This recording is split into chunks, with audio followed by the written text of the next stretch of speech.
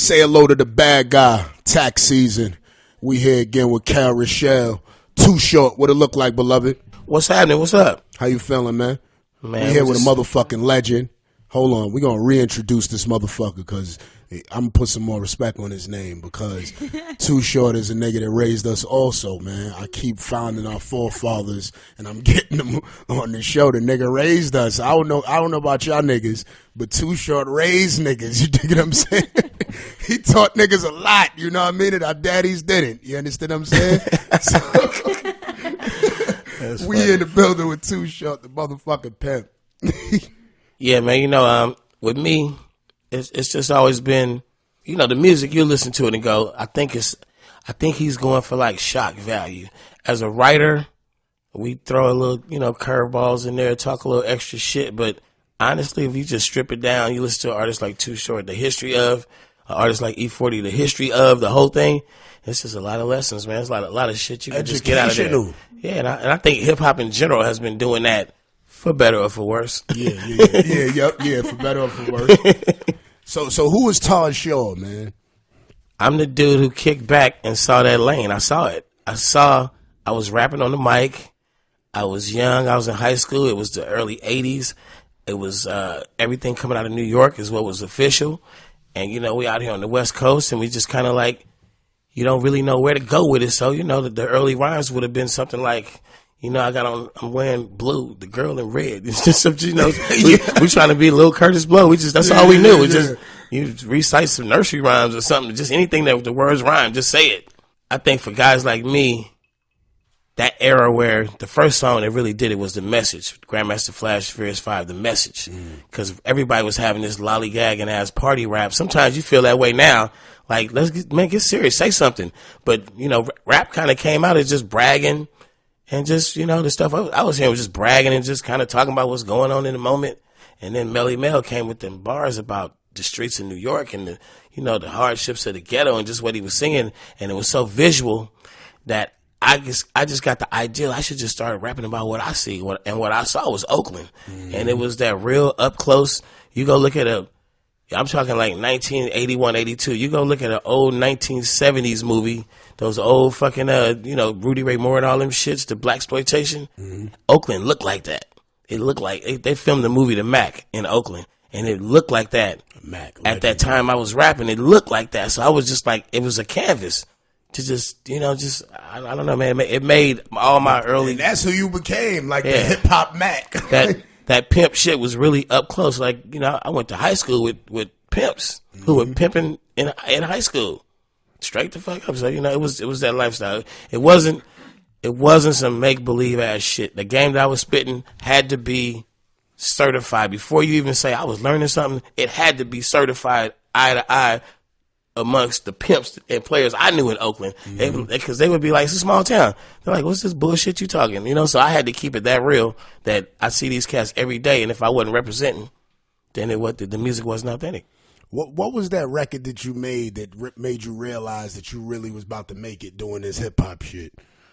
Well, Freaky Tales was the one we started making a lot of money on, but before that, I had been doing these songs that were really accepted in NorCal, and anywhere somebody would take it, they tell me like, take it to college, and you make everybody in your dorm like it, or you take it to the cities where your cousins live, and then you make everybody like it. But it was these songs I had. The first one was called "Girl, That's Your Life," and it was rapping. The girl represented cocaine, and it was talking about people smoking the pipe. This was 1985, and it was just devastating the neighborhood. It just started to crack epidemic. Yeah, it wasn't even called that. It was called smoking cocaine. They hadn't given it a nickname yet. Yeah. And we could just see early on that shit was turning people into like zombies. So I rapped about it, and I just was rapping about the part where people say they like doing it and the part where lives get destroyed, and just put it down. And then I had another song called Playboy Short, which that music later became the music for like 10 years later. E40 brought it back and used it for Rapper's Ball. But that was the music, that bass line, those drums. That was a beat I made way back in 85. It was called Playboy Short. And it was, on one end, I'm talking about, what's going on in the streets. Girl, that's your life, smoking that pipe. Then on the other end, I'm just like, look, I'm Playboy Short. I'm this new nigga on the mic, and I'm telling you right now, I'm a real fucking player. And that just, it was that's the way I bragged. I interpreted what was coming out of New York, the bragging. My bragging was about playing girls and just the player lifestyle. Motherfucking Too Short, man. And it was a lane that nobody had. And you say, who was Todd Shaw? He's the guy who saw all that shit. I recognized that shit, and I'm like, watch this, man. I'm right here. I'm gonna say, fuck that bitch. And then people like, oh shit. Shit just worked. Got that shock value popping, and you was lit. And spitting real game though. So it's like definitely spitting real game. That's how it went. I was famous before I had money. I was like famous around Oakland and shit. I would just sit on the bus stop with no dough, just watching niggas ride by, bumping my shit in cars. I was having pocket change, selling tapes and shit, but it was like, how many units you sold by yourself? Because you was on your independent ground, right? Well, in the early days, we used to just sell just random ass cassettes on the streets. Just it could be any number of cassettes that day or that week. I had a rap partner named Freddie B. And that's what we did. But then I really started making records in 1985. And we would do, at the time, we probably do like 25, 30,000. And then right before I got signed to Jive, I started my own label, my own independent label with me and my homies. And we put out that album, Born to Mac with Freaky Tales. And that shit sold probably about 60,000 independent. That's a few 100,000. It works. That's right. And then we signed on to the major label, which made me Too Short famous, but I could have stayed on that independent grind and not been so famous, but it would have still been the same shit on a smaller scale. I think I made the right choice, though. You was one of the first motherfuckers to go platinum, right? 6 platinums in a row, 1 double platinum, 4 gold albums. I was on a roll for a long time. Nigga, what? Say that again? It started in 88. From 88 to about 2000. I did Not too many niggas could say they was platinum in 88. Six in a row. Many times over. Yeah, and then do that. But you know what the thing was? The funny part is that here we are, like, selling tapes in the streets. We doing house parties and shit. We just like little niggas just happy with what we getting. And they put us on that stage, on that arena where it's like everybody's looking at your shit. Your shit is in every store across the country. And the nigga sold X amount of records and seen that check. And I was like, nigga, it's the same shit we've been doing. Like, are you serious? If I rap, you gonna give me a check for $700,000? All right, watch this. I was making albums like every 9 months. Like, like the label, the labels, okay, it's supposed to work like this. The labels send you the money, the budget. You make the album and then you send it to them and then they send you the back end and you sit there, you're like waiting on the money. We would send the album completed before we even got the upfront money. Like, just like, here go albums. So they just had to give me all the budget at once. But the album was already done. I'm like, we owned our own studio. We did our own production. And it was just like, it was, to me, I was looking at this shit like, you're going to keep giving me all this fucking money. And all I got to do is make songs. It's the easiest shit we know how to do. It was a piece of cake. So what came first, the pimping or the rapping? I would have to say the love for the game was in me before I even knew what hip hop was. And I wasn't necessarily attracted to pimping for the fact that you like doing this thing to women. I was like into the whole look of it. I was like, them the flyest motherfuckers on earth. Like, like this nigga is driving a car with 4 bitches and can't none of them sit in the front seat. They all got to sit in the back. I was like, I want to do that shit. So I wasn't even like, shit. And the look of it is the beautiful part because, back when I was coming up, this was before the crack hit, and there was no such thing as a crack whore, and hoes looked like models. They looked good. They was like, they had to get it. And I just, I kind of didn't take to the dark side of it. And the dark side of it is if you really want to be a pimp, that's pretty much probably all you could be doing because it's so time consuming. Exactly. And the shit is so stressful. You sitting there going, okay, this bitch is out here putting her life at risk, her body and all this shit. But that shit stresses a pimp the fuck out because all that stress that she goes through out there is coming right back to you. And then you want to have. Now we just had this whole conversation. You want 2 hoes? You want 3 hoes? And aside from having to keep all the outside shit, you have to keep in-house shit. And that shit I couldn't do it no more because it was like stressful. Like it's a mind fuck. Like it's like, and guys who pimp for life, they know that shit. That the competition might not necessarily be cut like they are, and they see it come and go. I done seen niggas. I seen a nigga turn his girlfriend out, and he just was learning from a pimp. I mean, you gotta tell her this, do this. He taking pimp lessons. She turns into a hoe. She's a winner. She's a flying, just high, loving it. Fucked him up in the head to see his girlfriend. I was gonna say that confuses the fuck out of me because I'm not sure how you can watch somebody. He quit pimping. He ended up in church. Baby mother on the track. Yeah. He ended up in church, a devout member of the church. She's still hoeing. He can't get it. He can't. Hoeing. He feel fucked up to this day. He can't get enough. He can't get enough forgiveness. Damn, yo.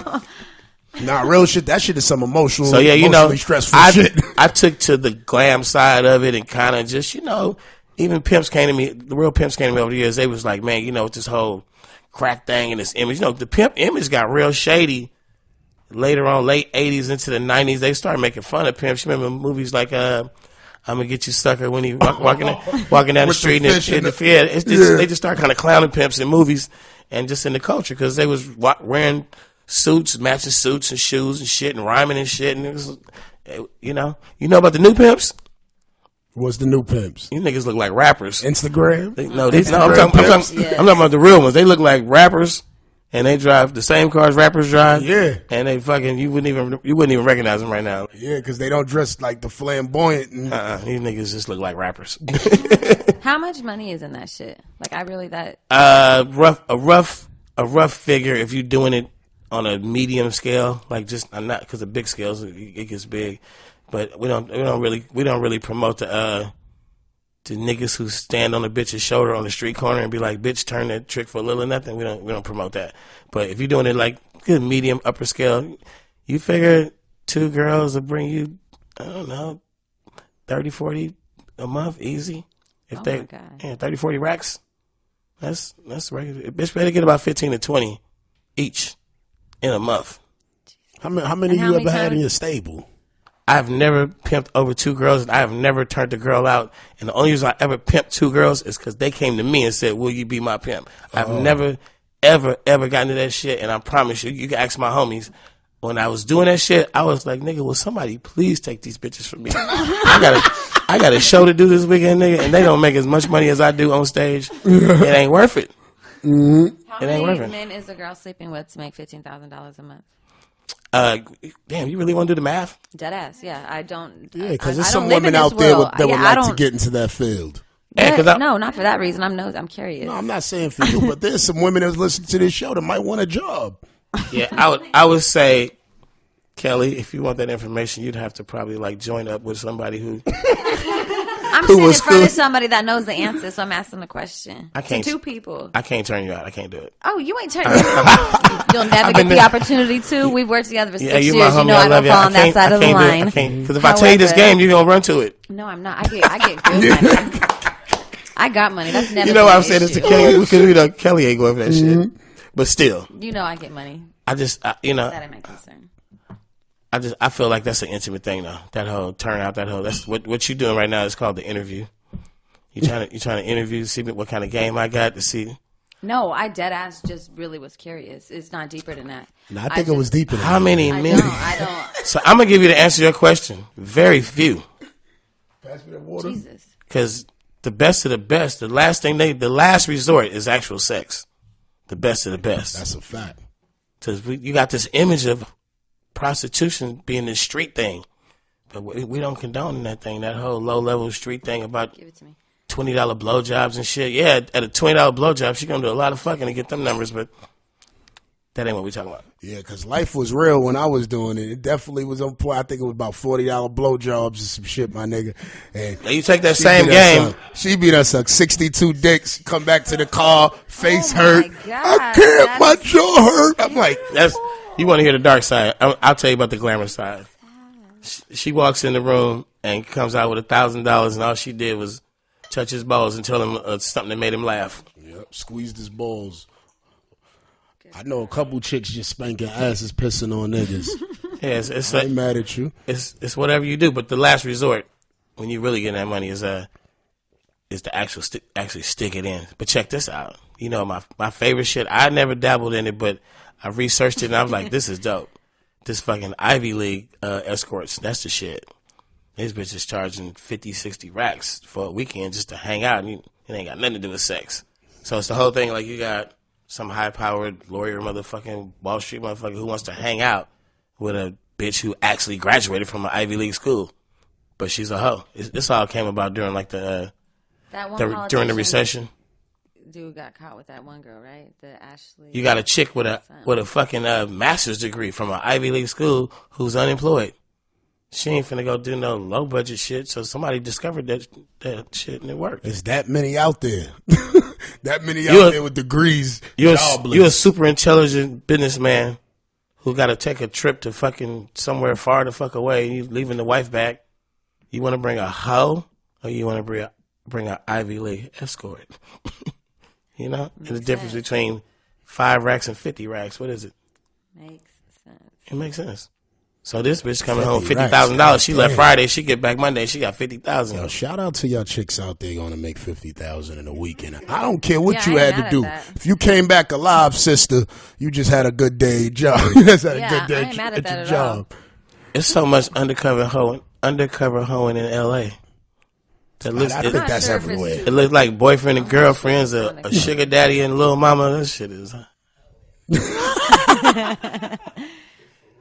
It's a lot of different forms of hoeing these days, though, man. Yeah, some of these chicks are just hoeing for pictures now. All you gotta do is fly them somewhere where it's sunny, and they cool. They just want some pictures for pussy. That's what I call it. Instagram changed the game for like, yeah, ain't shit. So I just spent $2,000 in my book, pictures and pussy. If a chick is on Rodeo Drive, swiping up and down in every store, and that credit card has a man's name, but it's not her husband, she hoeing. Or she from Brooklyn. I ain't talking about the swipe. I'm talking about he gave it to her and said, go shop it, baby. That's swipe. Oh, shit. Word up.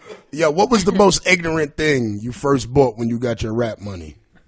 I think I look back on some pictures and I went and got I bought 7 gold rings, and I would have bought 8, but one of them covered 2 fingers, so I only needed 7.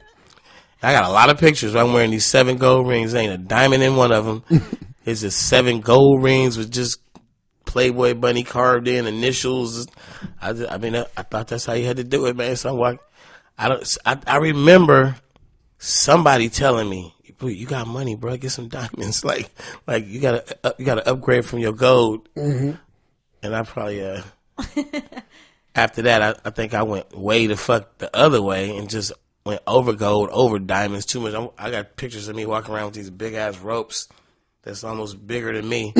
I don't know. We just did it, man. We did it. You had to live life. You was young. How old was you when you got your deal? When I started making records, I was 19. When I really signed a deal and was really getting it, I was like 21, 22. And it was, never look back. I was on that NWA tour, the movie. Yeah, I was about to ask you about that. Yeah, that was your first tour you was on? That was my first tour. That was their first tour. I was the group that went on right before NWA. NWA was the headliner, and Eazy-E personally got at me like your records is hot, love your music. You want to go out, and he knew. No doubt about it. At that point in time, in 1989, there was, we had just coming off really good years. In 88 with hot singles, and then we both dropped hot albums in 89. It's like, let's go. How was that tour? It was way wilder than that movie. I know that.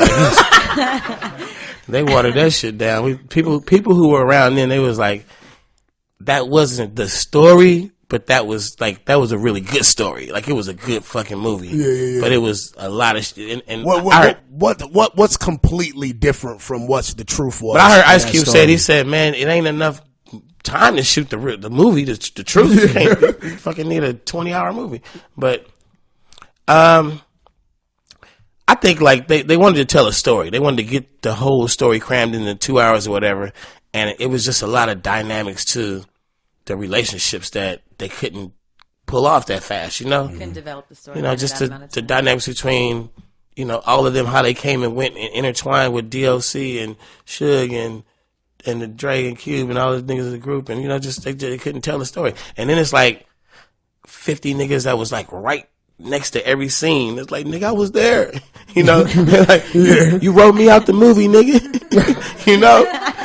I thought about that too. I said, I bet you it's a lot of beef over here about that NWA movie. I heard it. It's like, nigga, I was standing right there that day. He said this. He said, like, I don't think they wanted to tell the story word for word. Mm-hmm. It was just trying to make a good movie out of what happened. So, you know. That shit had to be some funny shit. Niggas, that for shit real. was wilder than the movie. I believe you. Y'all motherfuckers was mad young, getting money. Yeah. I mean, I really admire the young cats right now that get to go through that same experience, because we get a little older and wiser and we love to throw around young, dumb motherfuckers, all that. But damn, it's fun to be young and dumb. It was young and dumb at one point. That ain't nothing more fun than that shit. So I'm like, do it. Hopefully you survive it. I tell you right now, if you're young and smart, that's a really good thing to kind of like not go over gold, over diamonds, and buy too many cars and spend your money on all your chicks and fucking spend all your money on weed and think you're not gonna make that same money every year. It's not gonna last forever. So unless you doing this young smart things, you know, you might not make it. But we survived it. You know, you talk. I always wondered, man, what was the energy like when you did the record with Biggie during the point where the West Coast and East Coast was like beefing so much? The energy amongst me and the Death Row crew, amongst me and the Bad Boy crew, was just homies. It was homies. Mm-hmm. And I had to, not like in even like a hostile way, but I just had to be like, look, man, I feel like what's going on is between y'all. This ain't no East Coast, West Coast thing. I feel like I seen how it started. I seen what it's about. I'm telling this to them. Like, I feel like it's between y'all. I'm from Oakland. It look like some New York, LA shit to me. Niggas is jumping up talking about East Coast, West Coast. It ain't even a New York, LA thing. It's a Bad Boy, Death Row thing. Mm-hmm. And I'm like, I'm not finna get in that, man. So don't try to go tell me to not be his friend or something. And I used to notice that, you know, cats like Snoop, Biggie, man, they wasn't really invested in that. Like you would think, like some cats around that was throwing shots from the east back to the west, and you know, Pac and Suge was obviously invested in it deep. They was emotionally attached to it. They was really the ones feeling it, but everybody wasn't like for that, man. And a lot of bandwagon dudes, the media, a lot of motherfuckers made that shit up to be like something that it wasn't, because. Nigga, I was hanging out. I was hanging out in Brooklyn. Niggas wasn't running up on me talking about West Coast nigga died. It wasn't that. So it wasn't a lot of street niggas or niggas. It wasn't like this war that went down, man. It seems that way because we lost the fucking rappers in the end. That was the bullshit. Like, how did we lose? Like, they was scratching their head. Like, what happened? These niggas is dead. But it wasn't this fucking watch your back war going on. It wasn't like that. It wasn't at all. And that's what it really was. It was the media. The media and the spectators make shit always worse, because you got the people that's talking, and then now they amping you up, and then the media's saying this, and then you. And like, then we end up with 2 unsolved murders and a whole lot of stories after this shit's happened. Mm-hmm. It's so bad. It's to the point that I be feeling sad if I say something about either Tupac or Biggie, I gotta get a response back about the other rapper. Like, it don't matter what it is. Like, a nigga could be like, yo, damn, yo, rest in peace to Afeni Shakur. And a nigga pop up and say, but Biggie moms and stop. Like, what the fuck is wrong with you niggas? Yeah. like, hey, it don't matter what you say. It's like you gotta attach the two now. And it's like, my nigga, it wasn't that shit. That issue was between them. But in the media. But you remember, Big and them always kept saying, man, we didn't fucking set you up. That shit just was some shit that happened. Because, you know, at that time when the shit went bad, it all went bad because Pac got shot at the studio that day. Then he had that fucking rape case where he didn't rape nobody. Like, the security guard fucked the girl or something, and they said Pac told her to do it. He went to jail for that shit. Yeah. But he got shot right before he went to jail. So you in New York, you go in the studio. Biggie was his homie. He was pretty much hanging out together all the time. He was going to the studio to meet them. So you go into the studio, you get shot, and then right after that they go put you in jail. You shot in New York, in jail, New York. You get pretty salty. Yeah. Nigga, like, be mad as fuck. But and this is part of the things that I was explaining to niggas. I'm like, yo, my nigga, you get put in that position. Yeah. You get shot. You start thinking outlandish shit, especially when you get victimized. I remember when I got shot, I smacked the nigga that shot me, right? He was by himself. And then I thought I got set up. I was in the hospital, like, who set me up? I'm like, what? Couldn't nobody set me up. I walked up on a nigga and smacked the shit out of him. You know what I mean? But Pac, he said, he gave so many clues and so many songs. He told everybody how he felt. People heard the story a million times. He felt that that's what happened. Yeah. And you couldn't, I can't tell, you can't change that. Pac a rat all the time. The West Coast niggas today is gonna kill me because I say, yo, son, I feel like Tupac ratted because nobody knew about what was really going on. Like, if he didn't say it came from Bad Boy or whatever, we would have never knew. Yeah, he could have just he could if he was on something like my guys would have been like, shut the fuck up.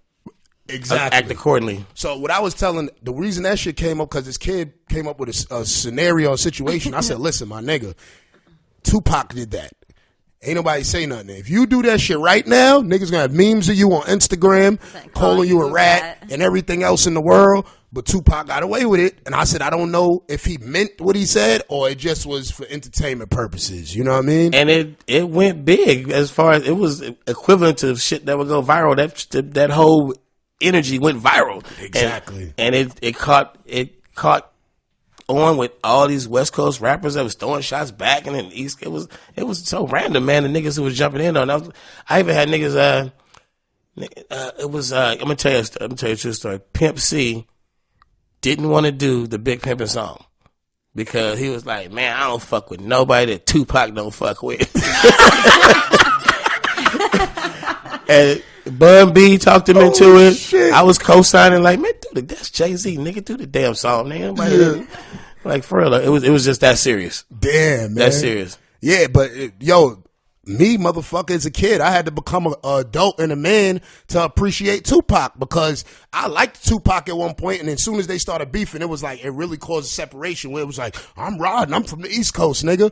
And then when I really got older, I'm realizing all this nigga music that I skipped over that was good, I was like, what the fuck? Like, I never heard Friend Like Me with Scarface and Pac. I was like, this is crazy. But, you know, that's the part of the story that I like to bring to light is that dudes was like best friends, man. I just seen in the news today that Suge Knight is suing Chris Brown for the shooting that happened when he got shot in the club. Like, Suge Knight, like, who is Suge Knight? Like, as far as like, who do you see him as in hip hop? You know what I mean? Especially as far as I think West Suge, Coast. I think Suge did. He did something that's historical, which was he put that Death Row team together, and I just think that I can't say young and dumb on that. I just think that he just didn't run the ship right when it came to that point where it was the whole Bad Boy Death Row beef. Like, that shit shouldn't have led to, like, it shouldn't have been on some like murder, death, kill shit. It would have been a bomb ass ongoing until it fizzed out, little battle, feud records and shit, and it would have been cool if we didn't have to be like playing it on the gangster level. But take all that away, and you just say we don't have a lot of hip hop heroes that rose up to be like worth $500 million, $400 million or whatever, and then you don't got it, man. You don't got it no more. That's crazy, like that's hard to just. That ain't no MC Hammer shit. Niggas be talking about MC Hammer fucked off all the money and all this shit, but I swear MC Hammer ain't never went broke, man.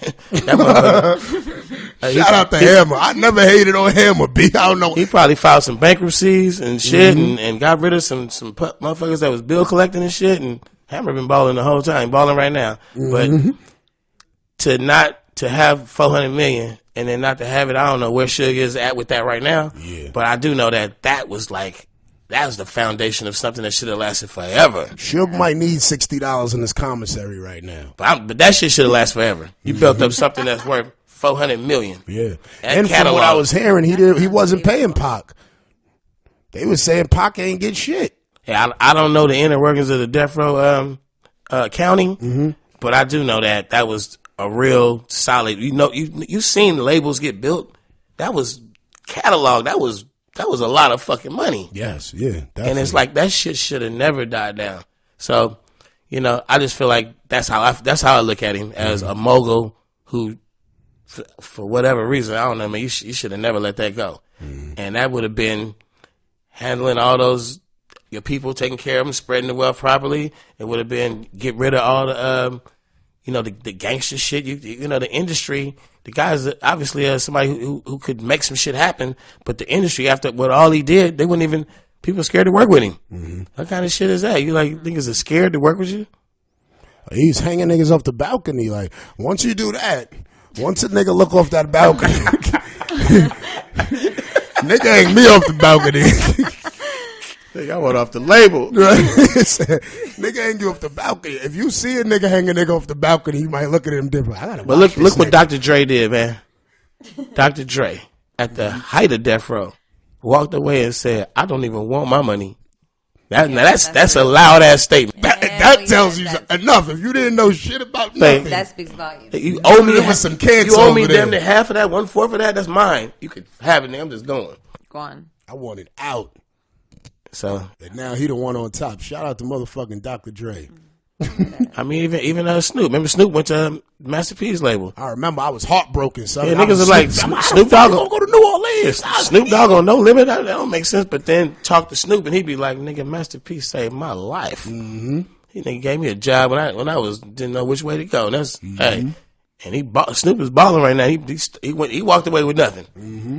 It's just some shit. I kind of get the feeling like what you just said. Maybe Tupac was getting ready to walk away with nothing, but we got robbed on Pac and Biggie, man. Pac was about to make a lot of movies.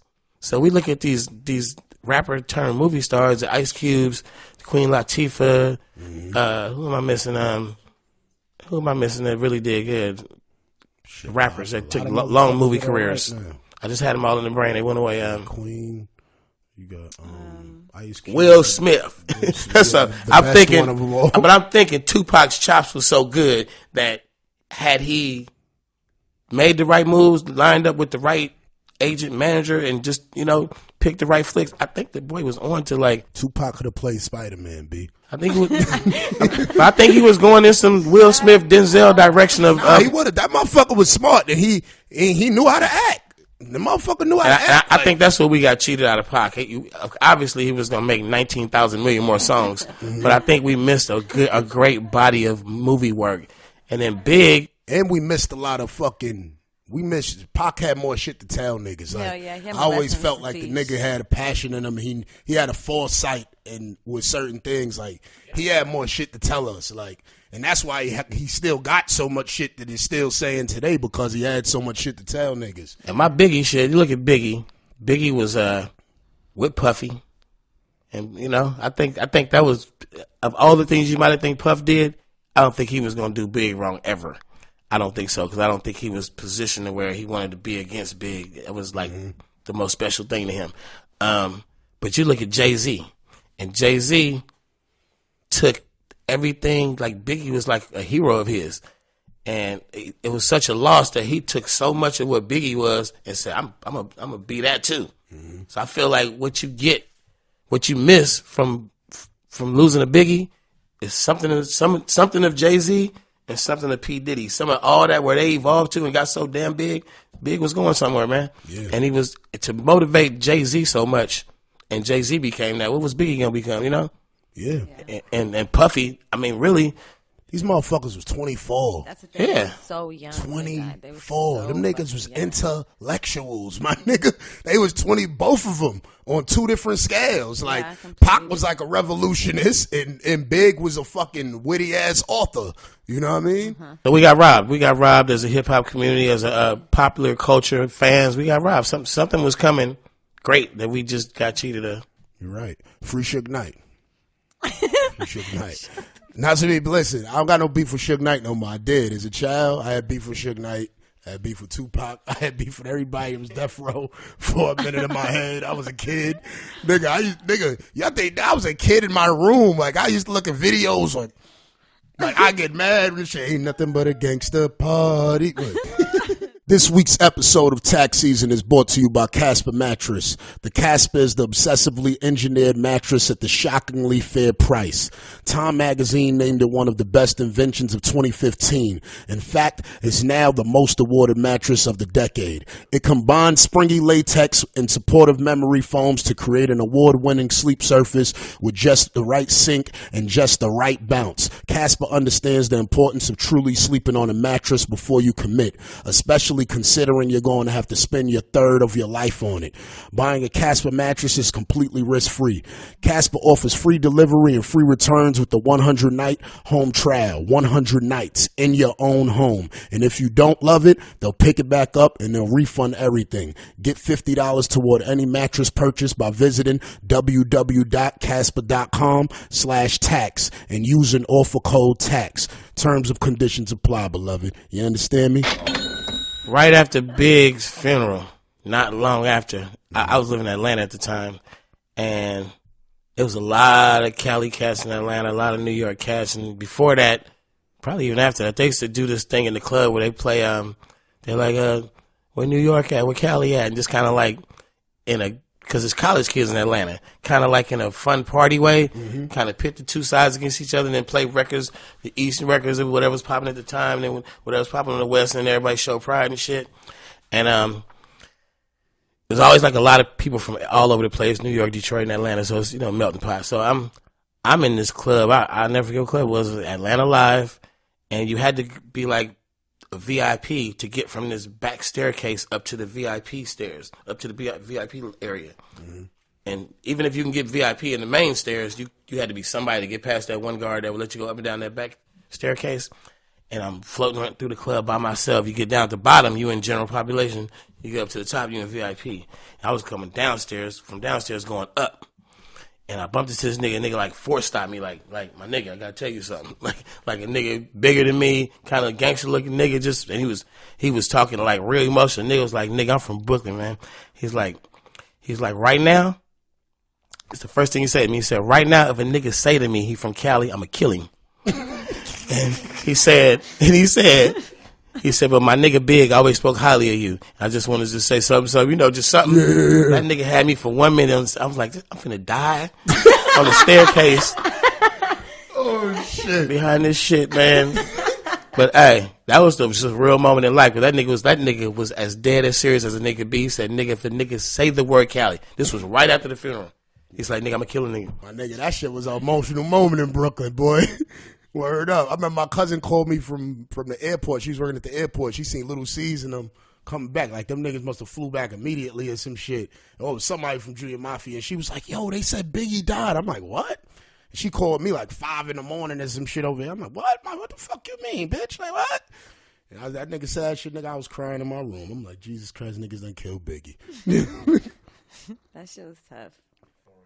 Yeah, we can't lose no more legends, man. We can't lose no more.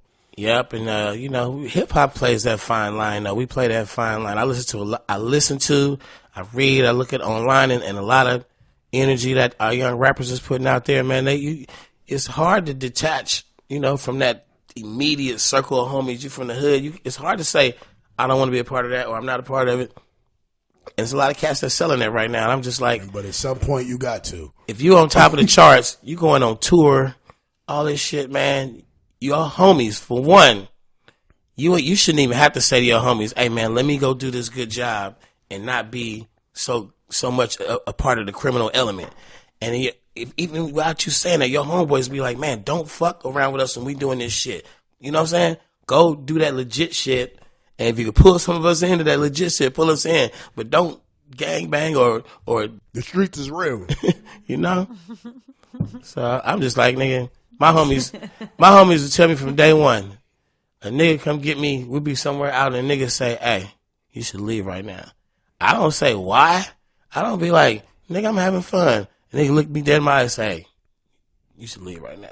You just dip right on. Fuck up out of there. And you read about it in the paper the next day. Be safe though, nigga. You take heed to all warnings. Yeah. You understand? But a nigga could have just reacted because the shit that's going down, there's people that be like, oh, that's short and them folks. If I get away, I'm the famous face. Go away. We about to do some shit. Mm-hmm. We don't need that You know, that Too Short standing right there going over. I saw Too Short. Yeah. Let's sue Too Short. Yo, you from the Bay, but you live in L.A. What's the difference between the Bay and L.A.? About 400 miles. If you want to think of it in New York terms, what's 400 miles from where you live? I don't even know. There's a lot of shit. Philly is closer than that. It's a 6-hour drive. Oh, 6 hours? Oh, yeah, that shit kind of far, yeah. 5 if you want to do like 90, 95 miles an hour. 5.5, yeah. If you keep it on about 90. Yeah. Which is the highway's a straightaway. Who got the better chicks, the Bay or L.A.? I would say everybody goes with L.A. for the look, but you good luck trying to find a girlfriend or a wife out here. You might actually could find a chick that you can be dating and be dedicated to in the Bay. I think it's a lot of little differences. Hairstyle, Bay chicks are kind of like more like go with whatever their hair might do. You know, like out here, curly head chicks have flat irons, and straight hair chicks have curling irons. They just all want to just do something different. You know what I mean? It's just an LA thing. They just be switching it up. You know, girls out here have that shit they call man sex, where you fuck her, everything is good, and before you can even like kick her out, she be like, "I'm gonna holler at you tomorrow." She be getting her shit. I'll be mad offended. Bitch did that shit one time. I was hurt. I was like, what? She was leaving before I could tell her to leave? How dare you? She throw you the forehead kiss. In L.A. Oh, I'm shit. just saying. LA chicks is cold, huh? I was about to go find me a chick from Nickerson Gardens and marry her. Yeah, you go over what they call that shit, south of Wilshire. It's a different world. I'm talking the 30 mile zone. You know, 30 mile zone TMZ. Mm-hmm. Yeah, even the 30 mile zone. That's where all the bullshit is. Holy that's the Hollywood, West Hollywood, Beverly Hills. That's the 30 mile zone. So no LA chicks, right? Inside of Wilshire. You can come on outside. You can find a real one out in the city. All right. You know? Ain't you an LA chick? Oh, no, you from the Bay. I'm from up north. All right. Cool. You from LA? Hey, I had some, it's cool to have a girlfriend out here. Like, she got 2 gangbanging brothers. And them niggas actually cool with you. Niggas actually cool with you. And nigga, you better look out for my little sister, nigga. Yeah. Yeah. Shout out to all the gangbangers I'm cool with at LA. 'Cause every nigga I'm cool with at LA is a gangbanger. I really ain't know. I did not, like, I knew the gang culture came, like, from over, you know what I mean? But it's like, nigga, I did not know how, my niggas is like 52, like, dead serious. Dedicated to the hood. My nigga, I don't want no beef with nobody that's 52 and want to gangbang, and that's dead serious. Yeah, that's some shit when your granddaddy was from the same hood as you. We in them times now. Yeah. That's why I said the generations, the more and more go, motherfuckers, niggas ain't lying when they saying their grandmother was this or that. You know what I mean? We got gangster grandmas now, but our next generation, we're gonna have twerking grandmas. Cause that's a fact. Yeah. Yo, imagine, this is gonna be some crazy. I keep telling people, future family reunions. It's gonna be some old ass ladies twerking. That's the only dance they know. That's the only dance they don't do no other dance. Booty shake. That's what they do. That's some real serious shit you just said, man. Yeah, because you see your grandma when she do some little fancy footsteps like, yep. I'm doing the dog or something. I don't know what they do. Whatever dance. That was they danced back then. Like, what his grandma's gonna be twerking at the barbecue. The little kids gonna be like, what is grandma doing? It's like she twerking. Oh, after twerking, I don't know where the dances is gonna go now. Like, where do you go after twerking? Like where does it evolve to? To straight sex? Like, yeah, pretty much. I think either we're gonna go all the way motherfucking Roman or some shit, or we're gonna hit reset. Oh yeah, go back. We're gonna I'll get square. Who knows? Who knows? This shit is crazy. The future. So you was a menace to society. Yeah, I ain't do a lot of movies, but the ones I did some good ones. How I feel to be in that legendary ass movie? My one claim to fame in Menace to Society is the character of O-Dog was terrorizing everybody. Mm-hmm. And if you really watch the movie, I'm the only nigga in the movie that ever pointed a gun at O-Dog. That's so real though. Yeah. But then I handed him the gun though after I pointed. Yeah. Because we was on the same side. Mm-hmm. I was supposed. My role was I was one of their big homies. No, I know. So No, that's some funny shit. I didn't even realize that till you said it though. I'm the only nigga that pointed a gun at O-Dog. Old Dog was a menace. But that was fun. It was fun shooting that movie because the Hughes brothers, they was young, new to the game. That was their first movie. Everybody in the movie was kind of like young. Tupac was supposed to be in that movie, but he beat up one of the Hughes brothers. He beat him up and then kicked him out the movie. Well, that was a way to get out. So he wasn't gonna play a gangster role. He was gonna play the righteous dude. The word. Yeah, the one. He was that was his role. He had the role. I think he did some scenes. They had to like start over some shit. That's crazy. But Jada Pinkett was in it. She was just probably done Different World or something. And then my man, I think his name is Charles Dutton. He had the TV show The Rock, whatever. Mm-hmm. Everybody else in there was like Clifton Powell was in there, but it was like just a bunch of motherfuckers that wasn't famous. And who knew that was gonna be like some cult classic movie? But fucking classic. I love that shit. Classic. It stands the test of time more than I don't want to lie or nothing, but more than Boys in the Hood, more than fucking what's them old movie Colors? It's outdoing all of them. Just standing like society, man. It is what it is. Like, can't nobody say shit about that movie, my nigga. That was 25 years ago, but if it come on right now, you kind of just know you've seen it from beginning to end. You still sit there and watch it. Yep, you still might watch that motherfucker. Like, I don't remember turning off Menace too many times. It still gets played in my house because it's on Netflix and different shit like that. It'll still get running too. That's crazy, man. It's society. You know what that make me think of, man? How much money do these motherfucking movie companies make off this streaming shit, man? How much money are these motherfuckers making, my nigga? Well, the streaming and the downloading brought everything back. Like, it created new income for shit that was old and dead. Mm-hmm. Shit, I went and dug up all my old songs and put them online. Hell yeah. Yeah. Old shit that I was like, shit that ain't never came out. Yep. You could just start dropping albums on streaming services. I'm about to go dig through my files again after I drop this new album. I got a new album coming out. How many albums does Too Short have? I kind of lost count, which sounds crazy, but it's true. Y'all niggas not working enough. I'm calling the next one album number 20. It's the 20. It's hard to count, man. Like, I used to know how to recite them in chronological order, and I knew the songs that was on each album. Niggas be naming a song to me now. I'll be like, I made that song. Nigga might spit some shit to you that you don't even know. You be like, yeah. No, it really is some super fans out there that know more words than my songs than I do. I think every rapper has that shit, because rap ain't like R&B, man. It's a lot of words to memorize. Mm-hmm. If you get up there to 5, 6, 7, 8 albums, it's like, man, I've been rapping a lot of words. How many of your fans have you had sex with? I got songs about that too. Now the theory is of me is as a youngster, I'm just like, okay, I've seen rappers who totally have like security, and they just be like, back up, bitch, and back the fuck up, moving through, get the fuck out the way. And I just always felt early on, I was like, that's like a gift. That's like yours. So, So in a nutshell, you done fucked about 4,000 fans. He lost count of that too. Have you lost count of your sexual partners? The theory is I would fuck a Too Short fam. It's all back then shit though, man. I kind of did this certain thing up to a certain level, and then I switched the program, and I started back then I would be like, I was really into like the benefits of what came my way. And then one day I was like, this shit is too easy. I went through a phase of 2 girls at a time. That was some Atlanta shit. And I was like, I just was seriously like, I would never fuck one girl. Like, it just had to. Damn, they even lived that life. To know you could live that life is great. And that was part of the reason was it was like, what can't you do? So then I think what I do now, after I got through all that freaky shit and got all that shit out of my system, what I do now is I really like fucking with chicks that ain't Too Short fans. So it's like, just like, I've never heard that, Todd. I'm like, don't trip, babe. That's just what I do at work. Don't trip. Oh, shit, man. That's what I'm into now.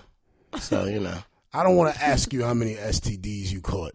Because I ask everybody this question. On the first tour. It's like it's too short. The first 2 tours, we had all kind of shit that ended with ceiling. Like pills, we just kept them on file. We had everything. We just had we damn near had a pharmacy on just stay out of trouble. Was y'all scared after Eazy-E got? Yeah, I mean you use as many condoms as you can, but shit just happens. You can't, motherfucker. Somebody brought the crabs on the tour bus once. We was fucking We was fucked up. Everybody was trying to get rid of that shit. We battled that shit for like a week, man. Oh my God. Yeah, she started scratching. Yeah, get the fuck out of here. Yeah, I know I went to war with crabs. I told y'all. But I've been pretty good with the strap up and the kind of, you know, little. We have our little tests that we do and shit that we try to do. Our gynecologist pre-test that don't always work.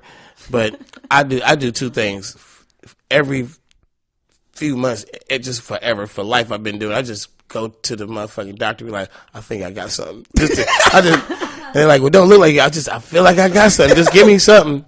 What if I had something? Give me something. What if? Yeah. So that we do that, and then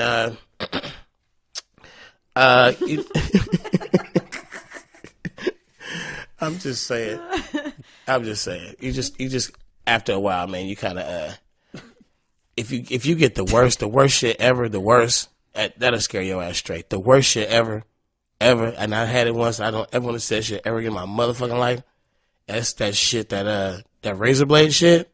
It's some shit you get. What's that?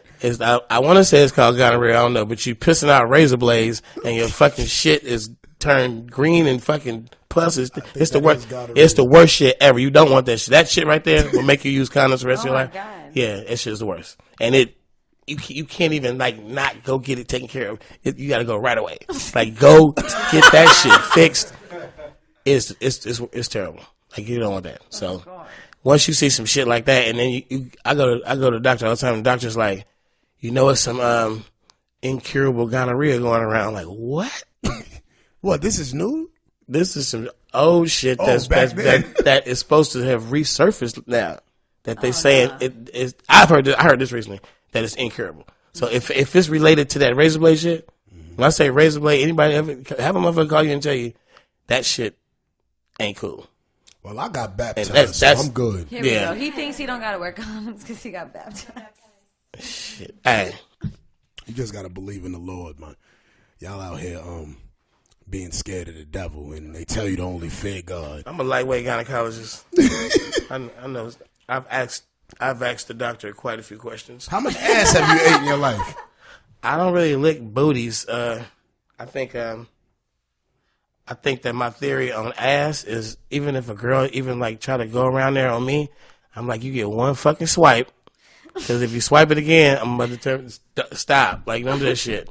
So you get one swipe, and I'm like, one swipe. So I'm probably the same way. If I get a little too freaky in the midst of it, I'm like, fuck, I'm gonna swipe it one time. Just one swipe and get the hell away from there. Like that's and two swipes is bad, man. So that's like toilet paper. Oh man, I stick my whole tongue in their butt. I do it because sometimes they good people. You must do that right out the shower. Hey, the first time I ever ate pussy, I didn't eat pussy until I was 21, and I was like serious. Suck my dick, and I'm not eating you back out. That's just how it was. And if you're not doing that, we ain't fucking around. So the first time I ever ate pussy, I was like, fuck it. I was like kind of falling in love. I was like, let's do everything. So we used to have a ritual. I guess this is how serious it is. We had to get in a bathtub, and I get to wash your pussy. Oh my God. I'm gonna wash it myself every time, and then I'm gonna eat that motherfucker. Oh man, that's just how it was. I don't know. That's just how it started. Nah, I understand. I was scared too. I remember the first time I ate some pussy, I was like double dutch, like, you know. But and then you got all the niggas that you grow with from day one, from a young age. So nigga, don't eat that pussy. Yep. Don't eat that pussy. So you finally get the urge. When you stop eating it, the threat, no, like, don't tell nobody. Yeah, you gotta look around, make sure ain't nobody watching. Okay. You better not tell nobody I did this shit. But then later on in life, after you get good at it, you start turning bitches out. It was like, love it. How you feel about period sex? You run red lights? If it's my chick, yeah. I wouldn't do it on somebody else's chick though. If it's my chick, hell yeah. We actually. This nigga's a serial killer. I keep red sheets. I keep red. Just for the psychological. I keep red sheets. My God. So you with your chick, right? And she like, motherfucking horny, but I'm on my period. Like, I got red sheets. Yo. If that's your chick, I got what the fuck? Sheets. This nigga's a G. When I was 21, I had the first time I fell in love. First time, I fucked my girlfriend for 18 months straight every day. We didn't miss a day. Every day for 18 months straight, my nigga? If I left to go do a show or something, that might have been the only time. We every day, 18 months straight. We did it every goddamn day. So, damn. Yeah. So we was fucking shit up. We was doing all kind of shit. I be trying to take breaks and shit. Like, bitch, leave me alone. I was a young horny nigga. You wasn't getting tired of the pussy? It was that good. It was young love, man. Young love. Shit, Was you still having sex with other women? Nope. That was an 18-month run of her. It was on and popping. That was. Sorry to hear that. I look back on that like, damn, when am I gonna get another run like that? That was a run. It was that fire? You ain't never go back and look for her? It was just that run. That was it. You never thought about no old pussy and just went on Facebook like, her name was. Hell nah. Cause it was. Is this show about this? No. Oh. I'm like, I had to go into it because Too Short is a freak legend. But when I hear Too Short, my nigga, you know what? I so much different things I think of, my nigga. Like I think of the like you were what niggas wanted to be because little niggas is horny. You understand? So he talking about all these bitches and shit. So you like motherfucking Too Short is that nigga. He's having the most sex in the world. He got all the bitches. You know what I mean? So it's like you was like the Hugh Hef. In a nutshell, it was just saying, because we all was that little dude. I was that little dude, man. 14 years old, talked some girl into getting some pussy, and then took her pants off and didn't know what the fuck to do. I was that nigga that, I got this far now. What do? I don't know what to do. So, you kind of get a little game and shit. And we even get nervous about that moment because the first time a girl ever tried to have sex with me, it was her idea. Mm-hmm. Yeah, I was just cool with the kissing and titty sucking and just keep playing. She was like, nigga, here, like, But I think that as a youngster, you just gotta get your practice in somewhere, man. You gotta figure out what your style is on dealing with the chicks. And then you sitting there nervous, you like her, but she the one giving you all the play. You like, I don't want you, I want her, but you don't know what to say to her. And that's where the Too Short come into play. It's like, man, just walk up to her and say, I wanna fuck you. And she gonna say, hell no. But at least you was honest. Instead of sitting there giving her your lunch money, carrying her fucking bugs, letting her punch you or some shit, all this stupid ass shit to find out you fell in the fucking friend zone. And shit, the prettiest chick that you never thought would like you is your best friend now. That's some bullshit. Damn, that shit hurt me like it happened to me or some shit. So a Too Short song was saying, nigga, just go up and say, suck my dick. Just say it. And then I'm going to tell you another story. So I had a homie who was just, he was tricking. He was tricking, and I had a conversation. I was like, stop offering these bitches money like 5 minutes after you meet them. He was like, well, nigga, I ain't from Oakland, nigga. I don't got no fucking game. I didn't get raised like you niggas. I don't know what to say to them. So I just say how much, and I get what I want, the bitch go home. I was like, man, just try a different theory. We're going to go out tonight. I'm going to give you a new theory, and just try this. Every girl that you think you want to fuck, just walk up to her and say, let's go fuck. Or just tell her you want to fuck. Just say it. I said, the nigga was like, that shit ain't gonna work. I said, just try it. You offering bitches money. Just walk up to the bitch and say, I want to fuck. They called me next day. Nigga said, nigga, that shit work. And it does. And it does. Damn, you about to make me try this shit now. You do that. I do. I mean, just honesty. And don't be like a pervert, like, oh, I want to fuck. Like, not like that. Just like the same way you would get a girl and you ask her for dinner or ask her how to get your number. It's like, shit, I really want to fuck. Just be honest. It works a lot of times. It works?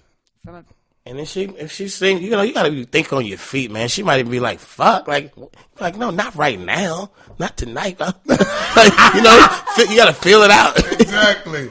Like, eventually. Yo, how much trouble did you get? And how much trouble did you get in for bringing that gun in the airport? That happened to be a misdemeanor because it wasn't on my person. It wasn't actually on me, and I paid a fine. Didn't get the gun back. TSA charged me a fine, like $500, and then Burbank made me pay some money to the city of Burbank. But had the cop walk up to you, it's on you. That's a straight fucking felony. But for some reason, that's the third time I did that shit.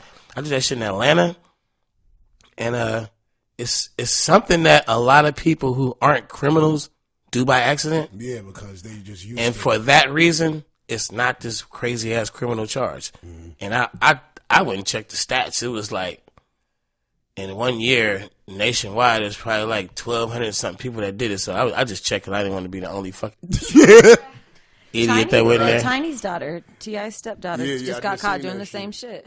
It's a misdemeanor, fortunately, that you know. But if you touching that motherfucker when they like, you got a gun on you, that's a big difference. It was accidentally left in a jacket or a bag or something. Mm-hmm. You know, that's cool. It's cool. The fucked up part is I wanted that gun. You know, you don't want to get one.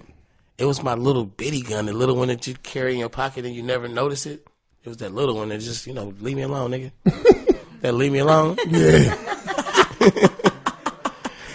Oh, shit. Them leave me alone. They got to make a lot of noise. You don't really want to. You just want niggas to get the fuck away from you. I learned that shit a long time ago, though. I used to always carry guns. I ain't never shot nobody. I ain't never been shot, but I used to always carry guns. And it just be like, you know, we've been in wild places and niggas be running and stampeding and scared of shit. And my niggas was just old trick. Just everybody's running and scared and shit. You just stand in one spot, shoot about 2-3 shots in the air, and niggas get the fuck away from you. Mm-hmm. So in the middle of all the melee, nothing comes your way. Mm-hmm. What's the most dangerous city you felt like you've been to? Probably New Orleans. I don't know. And at certain times, they all been kind of crazy, man. Detroit niggas keep me on alert when I'm in Detroit. Yeah, I be on alert. And then that New Chicago, oh boy, yeah, it's crazy. You know, it's a lot of wild cities out there. St. Louis. But I used to be in New Orleans a lot, and that shit was like that. You ever heard that stupid shit about the they rap about it a little bit, New Orleans rappers. Somehow you kill a motherfucker, and if they can't find nobody to snitch on you or point you out or build a solid case on you within like 30 days, then they could never charge you with the murder. Like you get away with it. Like that was I don't know if that's a law out there now. Research it. New Orleans is dangerous. Niggas was killing niggas and then be like telling anybody that might say something, you know what's gonna happen to you. So you 30 days. If you don't get charged by 30 days, then you'll never get charged with it. So niggas was killing niggas out there. Wow, that's crazy. Well, I already heard what like weird shit with the system down there. Niggas just buying their way right out of jail. But hey, you know, I feel like if you're from that environment, you kind of learn how to navigate around it. Like if you drop me off at the fucking country club, the golf club, with your private golf club, I would have to ask everybody, hey man, how do I get to the ninth hole? How do I, where's the restroom? But you drop a nigga off in the hood with a bunch of wild motherfuckers, I'm gonna find my way to somewhere stable. If you just drop me, them shows, they should do that show, man. Just drop a nigga, drop you off in the jungle and shit. They should drop a nigga off in the hood with no resources. No resources. I told somebody, I said, yo, if I wanted to know if a kid was mine, a boy was mine, I would put 3 chains on him, drop him in Brownsville, and if he come back unharmed, he my kid. You got to do that with white people. Drop an Ivy League Harvard student in the middle of Compton and just say, find your way. Make it back to Wilshire. And you win the game. That'd be a good show. Yeah, it really would, because it actually, because the reason I thought of that was because we was having an argument basically on street smarts and book smarts, and I'm like, yo, street smarts could bring you a lot of places in surviving than the book smart. You know what I mean? A motherfucker might be book smart on how to live in the woods though, and you don't know how to live in the woods. He might know how to make a fire or some shit you don't. You know what I mean? But yeah, they was shooting this scene in the Menace They shot Menace parts of, when I was doing my part, they was in Watts in the Jordan Downs, and that's like a rough ass projects. Yeah, I was there yesterday. And the little niggas came out and they was heckling the movie shoot, like they shooting the movie, and these niggas is like right off camera, telling jokes and laughing and kind of disrupting the set a little bit, and niggas like nigga. Cause it's that scene where dude was like with the cheeseburgers in the alley, and it was all these like dope fiends walking through the alleys and buying dope and shit. And niggas like, cause if you look at that scene right now, it's like these random like white people looking like crackheads and everybody like drugged out. And it's like, nigga, this is the Jordan Downs. If you want this scene to be real, lay all them white people on the ground. Cause he was like, cause if they was really over here, that's what they would be doing. Like lay them on the ground and they just, that's real. Like nigga. That's hilarious. So drop a nigga off in Compton and Watts and he got to get back to Hollywood to get the prize. Goddamn. That's the motherfucking American Ninja Warrior. What is that shit? Y'all can do that shit. Y'all right here in LA. Y'all got all the movie studios and TV shit. Somebody need to put that together. That shit would be hilarious. You think that's a joke? Ain't gonna, you drop a motherfucker from Alaska in the middle of Compton? You know the insurance and liability you would have to have behind that. What's the difference between a nigga walking to Brooklyn for cheesecake? Exactly. Nigga walked to Brooklyn for cheesecake. Yeah. You remember that shit? Nigga, Puffster just got sued for niggas' feet because I know them niggas' feet was fucked up after that walk, my nigga. Them niggas walked from Times Square to Junior's to get cheesecake, man. And had to walk back, right? Yeah, and had to walk back for a deal. And I commend them niggas that did that because I wouldn't have. I ain't doing it. Y'all would have never seen me again. They'd be like, you that little black nigga with the chipped tooth, he going off the show. Fuck out of here. But yeah, yo, that was tax season. We here with Too Short, the motherfucking legend, the motherfucking pimp. What you got going on, man? Just a lot of stuff. I brought my new artist here. Her name is Anna Lou. Anna Lou, how you doing? She's got some hot music. Anna Lou is mad pretty. What's your Instagram and shit like that? My Instagram is official Anna Lou. Everything with me is official Anna Lou. So yeah, check out her. Oh, so you official then, huh? Yeah. All right. Yeah, she's a real hustler though, man. She You sing or you rap? Sing. She sings, but she got this one song where she's flowing. You got a nice flow. Yeah, sometimes I have two sides to myself. So sometimes I like to rap. And I've seen you as a rapper at like 2 or 3 parties, just rapping.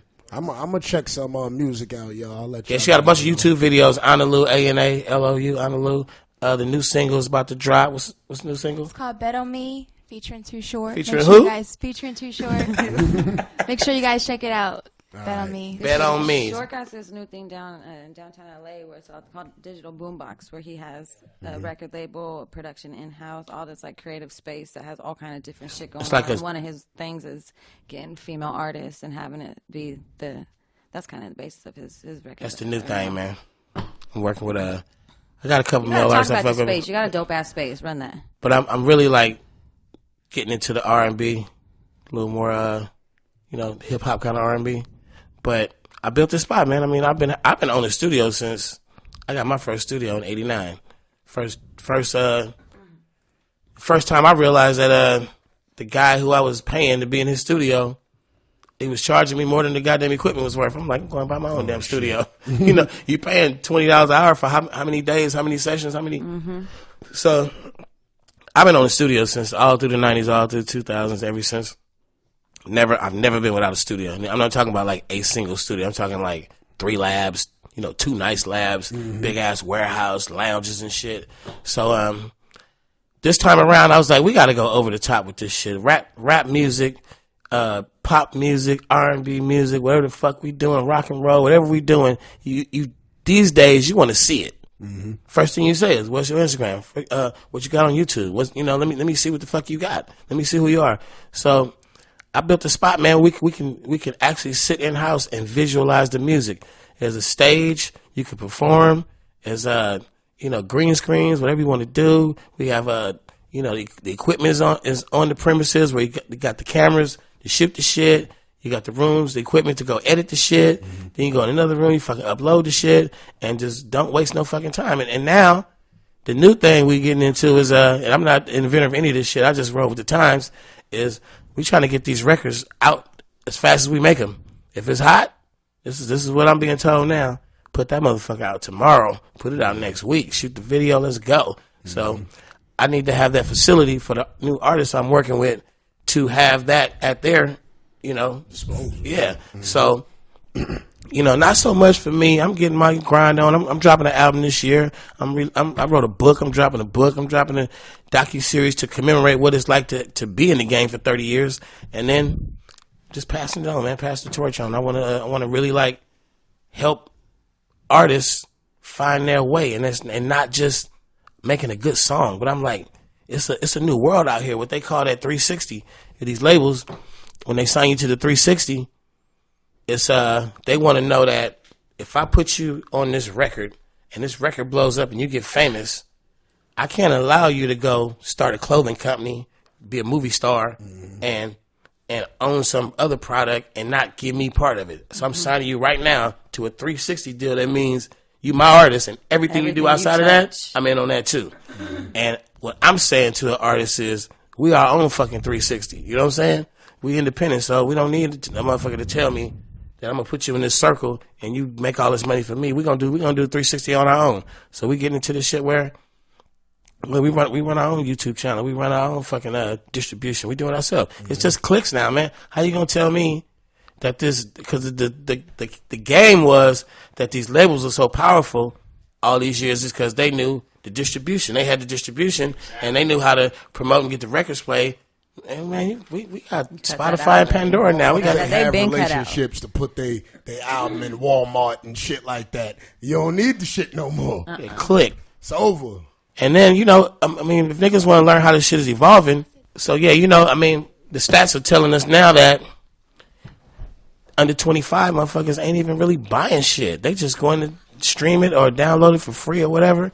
And what you want to do is you just want to be fucking popular. You're not really trying to chase that dollar for the sale. Like, buy my shit, I want that money.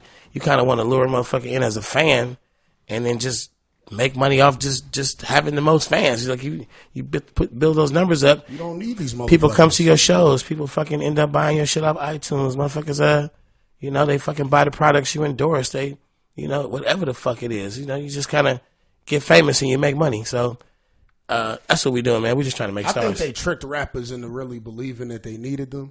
Because, it's been indie rock bands from the beginning of time. And not just 1 and 2 and 3 and 4, like hundreds, you know what I mean? And if you just watch the other side of the music industry, you'll know what to do. That's why I be trying to tell these dudes, like, chill out. Everything is not a deal. The whole thing, the deal, even in the movie world, shit, it just sounds so good. The niggas think they need it. Like, yo, I just got a deal. Like, no, deal yourself, nigga. You know what I mean? You look at Hollywood, though. These motherfuckers like, oh, my man get $20 million a movie. He balling. And $20 million, he getting $20 million a movie. And that movie is making $600 million. Yeah, exactly. You know what I'm saying? Yeah, it's like it's the same game as the music label. The music game. They try to give you 10%, man. They just want to give a nigga 10%. That's all. You're not getting that complete ownership. 10%. You're not getting that bag they getting, and that's all it is. That's why I do shout out to all the people that's doing independent shit, that's out there really doing their thing. Tyler Perry did it for a minute. He owned all them fucking tapes, and he popped off. You know what I mean? And before he went big, yeah, he had a hell of an independent movie with the play tours. Then you put the DVD out. You watching the new play. You could buy the old DVD in the lobby. He was getting it. Mm-hmm. He was getting it. It's like those big churches. you go like I used to go to like I like to go to church. Like a good Baptist church just for the concert. So you go like one of them big ass churches in Atlanta. Motherfucking they got the guest choir from the church 60 miles down the road. They people. It's a whole 3-hour movement, and then right when it's all over, somebody has already pressed and packaged what you just saw, and it ain't even been over 15 minutes, and the shit's on the way out the door. If you want to copy it, on sale on that's DVD, that shit. That's that shit though. You looking like that's that motivation of why I got my spot the way it is, because I seen those big churches and I seen that's real the operation though. This just happened. And walk out with a copy of it right now. That's the shit. You can't beat that. That is some fly shit. I can't even lie. Now that you say it. Dope. That's why I was trying to take you up there. That's what we're trying to do. Yeah, we got 3 recording studios. It's just where we can house everybody that needs to make these careers happen. It's got living spaces there and shit. Like, if somebody needs to live there. Yeah, I'm about to move in. Don't forget the barbershop. I'm gonna move in. What's the square feet? / hair salon. It's probably about About 14,000 square feet, somewhere in there. Damn. Nice building. All right. Too Short is not playing out here, y'all. And it's right in the middle of Compton. That's decent. It's hot as a motherfucker. We got to go outside and smoke some weed. Niggas. Yo, that's motherfucking tax season. Podcast. Too Short. Motherfucking Bay. Cal. What's your name again? Anna Lou. Make sure I think I seen your shit, matter of fact. I think I have seen your shit. Anna Lou. A-N-A-N-N-A. One N. Yeah, 1 N and L-O-U. Hold on, let me look first. Yeah, she's a hustler. She do, and you know what? You got these chicks that go around here like, oh yeah, this is my artist. I'm signing so and so. No, I promise you, her music is great. She finds her own beats. She goes and networks. She gets on shows. She gets her shit, the video shot, the motherfucking artwork done. We're gonna have to work together. We do. Mm-hmm. Yeah, Kelly makes shit happen. Okay, That's pretty much what she does. No, that was a different shit. All right. Yeah, so make sure y'all go follow motherfucking Anna Lou, motherfucking on Instagram. Go check her YouTube out. Better on Me featuring Too Short.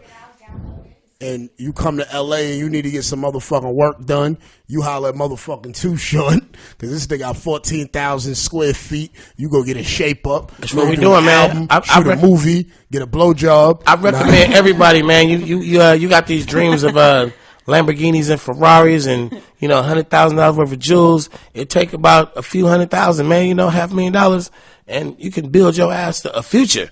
Just we building compounds now, man. You want a little studio with some Pro Tools, man. That's the thing I don't think people know about you. I know because I know you and I fuck with you and I work with you. But he's so business, it's crazy. Like he's so smart. And he has his hand in so much shit that he don't ever talk about.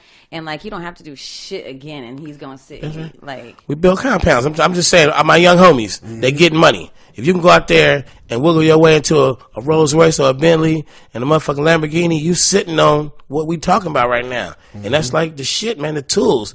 And you sitting there, you got these labels giving you these budgets, or even you got somebody investing in you. You wasting a whole lot of fucking money in these big fly ass studios. See, like we talking about, re-educate the youth. Y'all need to re-educate. Only time you need to go in that big ass studio is when you're trying to mix your album down on that overpriced ass equipment for $200 an hour and all that shit. That shit is not what you want to waste your budget on. And you could be owning your own shit if you really stack your money. I know niggas got SLs in their house, man, SSL boards in their house. Stuff that motherfucker up in there if that's what you want. But I go to the big studios when it's time to mix down. Outside of that, we've been from day one recording our own shit. I don't want nobody else's studio. I record in your fucking closet and take that budget, nigga. Yeah, who was I talking to? Drummer Boy. Drummer Boy was like, man, I love this shit. He's like, man, I got an empty warehouse back home in Memphis. I said, nigga, you need to build this for your niggas in Memphis. You making hit records, you making them beats, build it. You got a fucking empty warehouse, build it. Shit. Real shit. Fuck that Snoop Dogg shit. My shit, I said 14,000 square feet. I think his shit might be 40,000 square feet. This new compound. Yeah, I heard you. And it's got a lot in there. Who's? Snoop. Oh, that shit is ridiculous. Yeah. I go to his spot and I'm like, man, this is the shit. He come to my spot and go, man, this is the shit. I love this motherfucking shit. I go over to Will I Am spot. I'm like, Will, this is the shit. You know what I'm saying? Like, you want that compound, man. I go over to Dr. Dre's spot. He got a studio out here. You go in that motherfucker, and it's just music coming from every room. Shit you like. I don't know if that shit ever comes out, but I know they make they make a lot of it. I'm just saying, they make a lot of it. Dre might have more records than Pac if he die. I fuck with Dre, man. I fuck with Dr. Dre. Nigga called me to the studio. Dr. Dre said, I want to do a song with you. Put you on the 16-bar verse. He already had the words that I'm supposed to say was already there. Dre's he's a perfectionist. So I didn't have a choice of rapping my bars. I had a verse handcrafted. And then he coached me through the verse. It takes me an hour and a half, 2 hours tops. Just write a verse, spit it, tighten it up, record it, all this shit, done. I was in the studio with Dre for 8 hours doing one verse. Nigga called me and said, hey, nigga, I need you to come back and fix some things on that verse. I came back with Dre for another 8-hour session working on the verse. The nigga dedicated, me and him, working on the verse. Then the nigga called me back. He said, man, it's one part. I went back for another fucking 4 hours, and I promise you. And Snoop Dogg warned me before I went, and he said, Dre breaks niggas down. They walk out the studio with their tails between their legs. They can't hang. He said, Snoop said, whatever he said do, just do it. Mm-hmm. Went in the fucking studio for the third time. The nigga had me say, the pussy, for about 4 hours. And I'm like, nigga, I know how to say the pussy. This nigga's like, you gotta say the pussy. Like, you gotta say it. But finally, I got the right pussy in. And we kicking it, we drinking, we having a good time. And the nigga was like, just send the invoice over to so-and-so. So I sent the invoice over with a nice, generous number. Like, just hook your boy up. That nigga sent me a check twice that amount. I ain't never knew no nigga in the game get down like that. You asked me for your price and I agreed to it. I'm giving you that price. Yeah. Nigga sent me a check for double it. He said whatever that nigga asked for, double it. As Dre, and that's the dopest verse I ever spit in my life. The way it sound on the playback, you be like, this nigga short went in the zone, but really I just got produced by Dr. Dre. It just. And it hurts. It hurts because it never came out. Oh. It never came out. It sure hurts, man. Oh, after all that's mad funny. Son. It was an Aftermath song, but he made 200 songs one album. Holy shit! Yeah, you gotta respect that type of work ethic. That should bring the best shit out, man. The best producers you hear that motherfuckers tell you, man. Motherfuckers are going on one song for fucking 3 weeks. But I was talking to my man Shakespeare out in Atlanta, and we all know this shit, bro. Some niggas make beats. Shit, I met Shake. Yeah. Some niggas make beats. Other niggas are producers. Mm-hmm. It's a big difference between a beat maker and a producer. That's a fact. Absolutely. Yep. So some of us artists, we'll take a beat that you slide me, and we'll take it back to the lab, touch on it, rap on it, fix the hook on. I produce that shit, but I put the album out and give the beat maker production credit. You know what? You know where that goes wrong? Is when you work with an artist you work with a producer who's had hit records, but he's really a fucking beat maker. So you calling this nigga, man, I love this nigga's beats. You didn't know that somebody else went in there and fixed that shit and made it the way you like it. You call this nigga like, man, I need a beat. Niggas prices up there and shit. He got hit records out. But he can't produce. That shit is a big fucking letdown. You get in the studio with a nigga, all right, nigga, let's make a song. But he don't know how to. Yeah. I keep telling rappers that shit. They be in the studio and nigga that make beats. He can't help you, can't tell you how to sound, change your voice. Nigga just looking at you like, make the record, go ahead. Yeah, and kick back. That's not producing. Yep. You gotta sit in there, you gotta know how to rearrange some shit, the levels and shit. The motherfucking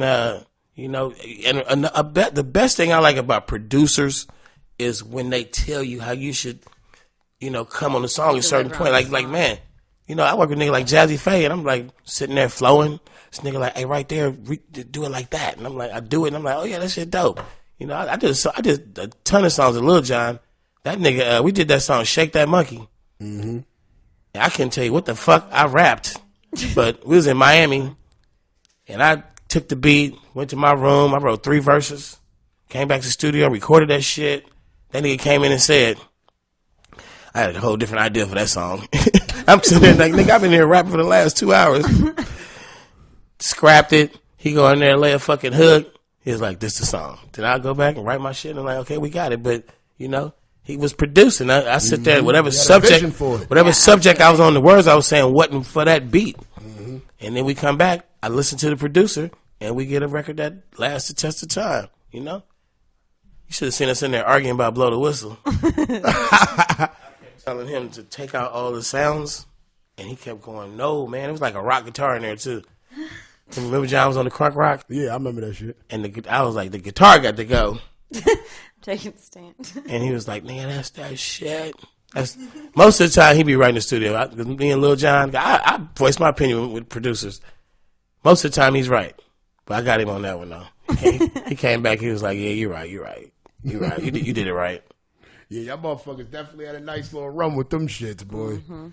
Came out of nowhere, too. I don't know. It's something about y'all Bay niggas, man. Y'all niggas don't leave. They E40, that nigga ain't going nowhere.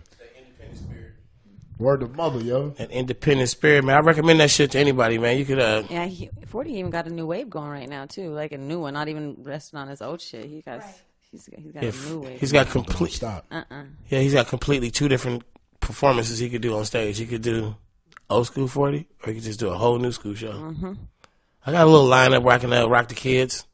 Hey, that's a good feeling though, man. To be like an OG, and you look in the crowd seeing under 18s, and they rocking along with you. I'm like, damn, nigga, that made this song before you was born. Yep. That's wild. Holy shit. That's it. Motherfucking Too Short. It's hot. Oh my God, I'm tired and I'm hot in this motherfucker. That's motherfucking I Sunshine. want to smoke some weed. Her mama named her Sunshine. Sunshine. Her driver's little cutie over here. She does look radiant. But she prefers to be called, yo, son. What's up, son? Yeah, what up, son? What's up, son? You like to be called that? No, I think myself as son. Sunshine's a little much. Yeah, you keep telling everybody, like, hi, how you doing, son? Oh, hold on. Let me just close it out. Tax season.